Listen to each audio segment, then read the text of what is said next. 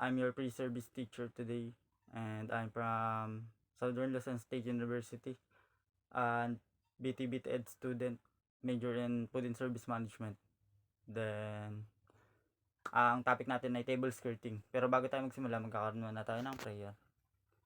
Anyone from the class or from all of you can lead the prayer? Okay? Mr. Please lead the prayer.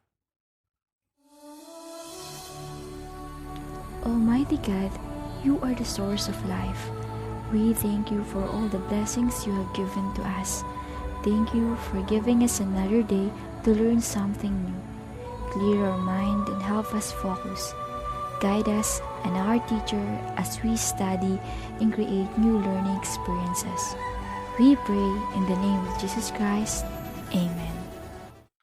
Then, magkakaroon naman tayo ng attendance. Checking tayo ng attendance. As I call your name, say present na lang. Mr. Alcantara, Miss Carabalido, Miss Biscocho, Mr. Dalida, Mr. Dikina,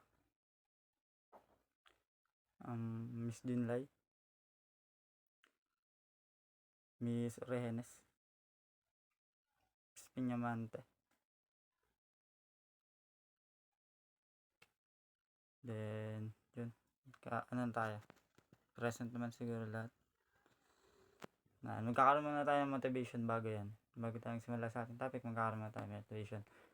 May papakita lang ako sa inyo na picture. Ito. Tapos sasagutin nyo lang. Ito. Sagutin nyo ano to? Sa skirting. Anong skirt to? Yun, tama. Diamond style. Then, next is, ito naman. Tingin nyo ano to? Yun, tama din. Pleated back style. Then, ito naman ay, sa tingin nyo. Yan, ribbon style. Lastly is, swag style. Then, magkakaroon na tayo ng recall. Ano nga ba yung mga previous topic natin na nakaraan?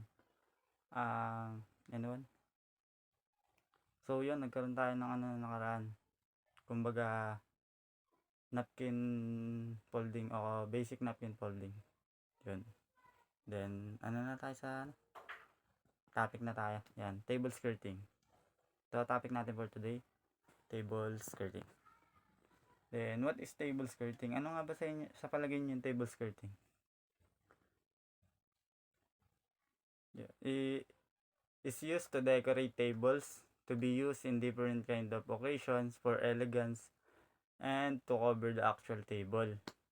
Kumbaga sinasabi dito, ang skirting daw ay pampaganda o pang-decorate ng ating mga table pag nagkakaroon tayo ng event. Kumbaga, hindi lang naman siya pang paganda o pang pa-elegance ng isang table. Kumbaga pampaganda ng sa event. Hindi lang siya yung siya ginagamit sa ganun. Kung hindi lang yun yung purpose niya. Ang purpose din yan ay natatakpan niya yung ng table. Kumbaga sa ilalim, tandaan niyo sa ilalim. Pag nagkakaroon ng catering, di ba? Pwede ilagay ng mga caterer o ng waiter yung mga gamit nila sa ilalim nung table na merong table skirt. Kumbaga na tatago niya yung mga nasa ilalim. Yun ang purpose. Double purpose din ang table skirting. Then, ito nga, what is the importance of table skirting? Yun, sinabi ko kanina. Yung pagtatago ng mga gamit, hindi lang naman sa Tapos yung pag mayroon tayong, hindi lang naman sa gamit. Kumbaga, din, halimbawa, magkakaumpok tayo sa kainan o kaya magkakatabi tayo sa kainan. Hindi natin makikita yung legs ng isa't isa, kumbaga yung paa o kaya yung sa ilalim. Kung madumi ba yung ilalim, hindi natin siya makikita. Nakalagay na dito, to hide the legs of the table and they do this by covering them completely with their clothes. Yun na nga, yung skirting, kino-cover niya yung mga nasa ilalim natin. Kumbaga, hindi natin nakikita yung paa o legs ng isa't isa para syempre maging elegant na din. Then, ito naman tayo. Table skirting can be used at home or in restaurants and even in hotels. Respective of whether it is just another day or is something special. Kumbaga, pag nagkakaroon tayo ng occasion, di ba? Ng mga binyagan, birthday yan. Syempre, gusto natin bongga. O kaya, yung papagandahin natin yung event. Yan, ginagamit din natin yung skirting, syempre. Kumbaga, para magkabuhay man lang yung simpleng yung venue. Kahit sobrang liit lang ng venue, pag nilagyan mo ng skirting, magkakaroon siya ng ganda o magkakaroon siya ng elegance. Yun, na din niya. Parang nakaka-attract din siya sa mga bisita, ganun. Lalo na pag sa restaurant, pagpasok mo pa lang, sobrang ganda ng mga nila, skirt nila. Yung halos, yung taas din meron. Siyempre. Then, next naman.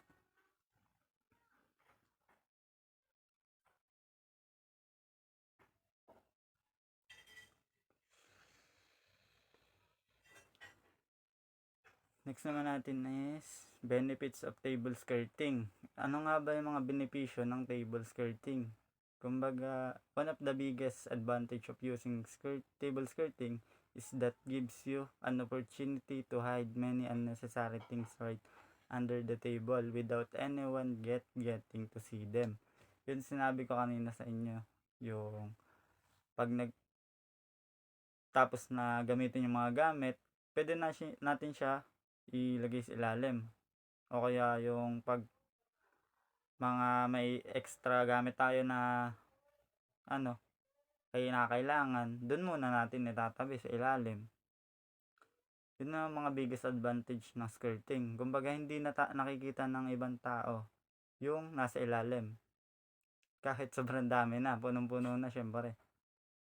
Then, another benefit is that it greatly improves the look of the table. Yun, napapaganda niya yung table.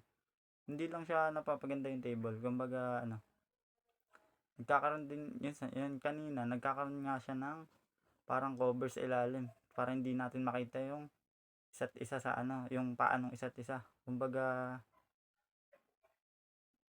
yung parang nagkakaroon ng yung magandang tingnan siya. Kaya hindi nakikita yung mga sa ilalim. Wala siyang dumi. Kumbaga hindi natin nakikita yung dumi. Then, dito naman, sa number, 2 ba to?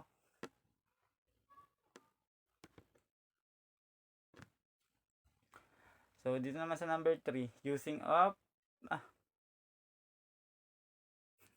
naman sa number 3, when using it for a dining table at a restaurant or at home, there are chance of food or drinks falling while the guests eat their meals. A table skirt will help protect your table from any potential damage because of it. Yun. Yung iba kasing table ng iba, bakal siguro, o kaya kahoy. Di ba pag natapunan ng pagkain, nagkakaroon ng mancha. O nasisira yung kahoy, kinakalawang, yung bakal, kinakalawang yung kahoy, syempre magagapok na yun. Kasi na-irritate na siya dun sa sa tubig o kaya dun sa ng drinks. Then, yun nga, napoprotektahan niya yung table. Pamamagitan ng skirting, syempre malalaban mo naman yung skirt nun. Yung table naman, pag sobrang table, pag na siya ng drinks, kumbaga na siya, irritate, kumbaga magkakaroon ng kalawang pag sa bakal o kaya sa kahoy, syempre nagka-point pag natagalan na. Then, yun nga, sobrang din talaga ng skirting, sobrang ganda, napapaganda niya yung table kahit sobrang pangit na ng table, yung ano na, kalawang-kalawang na. Kakaroon na ng ano, sa kahoy na table, kumbaga pikasi na. Di pag nalagyan mo siya ng skirting, yun. O ano na siya, gaganda. Ito naman yung pointers in table skirting kung paano natin yung pagkakasunod-sunod mga ginagamit natin pag mag-skirt. Decide on what design you are going to do that fits the occasion. Yun, kung anong design ang gusto nyong gamitin. Meron tayong, yun nga yung pinakita ko sa inyo sa motivation. Meron tayong diamond style, pleated box, swag, tsaka ano nga ba yung isa? Ribbon. Yung isa ribbon. Yun. Kumbaga, paplanuhin mo muna kung anong design ang gagamitin mo, kung babagay ba siya dun sa occasion. Then 2 is prepare the needed materials. Ito yung mga materials na kailangan natin sa paggawa ng table skirting. Yun. Cloth table skirt. Yung tela. Kailangan natin ng white muna, pantap. Tapos yung panggilid siguro, bahala na kung anong gusto nyong kulay. Nasa sa inyo yun. Sinabi ko nga sa'yo, paplanuhin nyo pa kung anong gusto nyo, kung anong babagay sa occasion. Then yung pins, thumbtacks, napakahalaga nito. Para hindi gumalaw yung skirt. Pag sa thumbtacks, para hindi gumalaw yung skirting. Kumbaga ano niya sa ilalim. Nakaka-fix na sa ilalim. Babanatin na lang yung tela. Para pag inano natin yung panggilid, yung pang skirting sa gilid, hindi siya bababa o kaya hindi siya gagalaw. Yung pins, napakahalaga din yan para sa skirting, yung para hindi maghiwa-hiwala yung pag-ano ng skirt, lalo sa diamond, napakaselan. Then sa timbol, kailangan din tong timbol. Then lagyan natin ng needles. Lay the top of the and fasten with thumbtacks at the edge of the table. Kumbaga ipapatong mo na yung cloth natin doon sa table bago siya lagyan ng thumbtacks. Then pull the cloth adequately to straighten the surface. Kumbaga straighten mo muna yung tela para maganda yung pagkakalagay niya sa ating table. Get the center of front of the table and fold the cloth to the center to get the middle. Kumbaga ipafold mo muna yung cloth para tapos hanapin mo lang yung center niya para alam mo kung pantay ba talaga sa table yung cloth natin. Then number 6 is start fastening the cloth with pins in the center of the middle half of the cloth. Dito naman gagamitin na siya ng pins, then yung center yung with the middle half in the cloth. Kumbaga yun nga, yung pinagtupian natin, yun ang lalagyan natin ng pin. Yung pinakang edge ng tela nasa baba, tapos yung pinagtupian, yung doon natin iaano yung pin. Then 7, apply various design such as diamond style, black pleated box type, ribbons, and a lot more. Yun, lalagyan na natin siya ng style. Kung baga yung mga skirting yun na nga, mga styles ng ating skirt. Ikaw na magde-decide kung anong gusto mong style, kung anong babagay sa occasion. Mas sinabi ko nga kanina, nasa sayo na yun kung anong gusto mong design na gusto mong i-apply dun sa iyong skirt na table. And number 8, all sides should be equally skirt and covered. Yun, dapat lahat ng side ng table ay malagyan ng skirting, yung tela. Dapat yung pagkaka-design mo equally. Kumbaga lahat malalagyan. Then dito naman magkakaroon tayo ng activity. The students will group into 3 groups yan. And write an essay about why applying table skirting is important not just in a restaurant but in many occasions. Yan, nagkakaroon lang tayo ng activity tungkol dyan. By group. Then ito yung ano natin. Ito yung criteria. Yan, team collaboration, excellent, good, fair, poor. Sa explanation, ganun din naman. Then, yun, ako yan.